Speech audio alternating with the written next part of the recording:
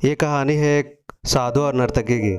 किसी छोटे से गांव में एक साधु रहते थे और उस साधु का काम गांव के लोगों को उपदेश देना था। उसी गांव में एक नर्तकी रहती थी। उसका काम लोगों को सामने नाच कर गांव के लोगों का मन बहलाना था।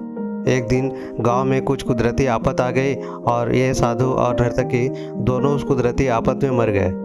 मरने के बाद जब लोग पहुंचते हैं तब इनके कर्मों और उनके पीछे छिपी भावनाओं के आधार पर इन दोनों को स्वर्ग या नर्क में भेजने की बात होती है। साधु को खुद को स्वर्ग में ही आश्रय मिलेगा इस बात का अंदाजा था।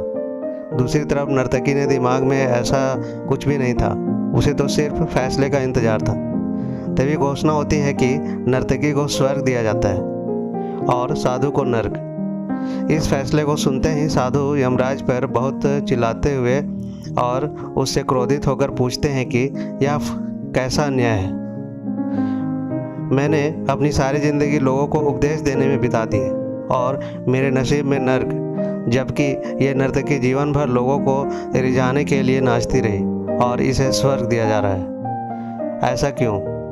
मेरे साथ ये अन्याय क्यों? यमराज ने साधु को शांति से उत्तर देते हुए कहा कि ये नर्तकी अपनी पेट भरने के लिए नाचती जरूर थी, किंतु उसके मन में यही भावना थी कि मैं अपनी कला को ईश्वर के चरणों में समर्पित करती हूँ। जबकि तुम लोगों को उपदेश देते हुए ये भी सोचते थे कि काश तुम्हें भी नर्तकी का नाच देखने को मौका मिल जाता।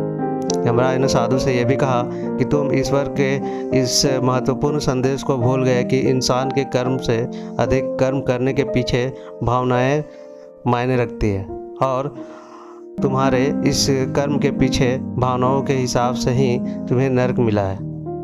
मोरल: यह कहानी से हमें यह सीख मिलती है कि हम चाहे कोई भी काम करें या हमारी उस काम के करने के पीछे की नीयत साफ होनी चाहिए।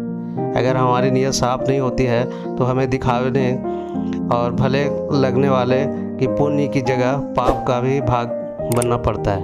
अगर आपको हमारी स्टोरी स्वर्ग या नर्क मोरल स्टोरी हिंदी अच्छी लगी हो तो अपने दोस्तों के साथ शेयर कीजिए और कमेंट में ज़रूर बताइए कि कैसी लगी है हमारी स्टोरी। मिलते हैं एक ऐसे ही नई कहानी के साथ, तब तक के लिए धन्यवाद।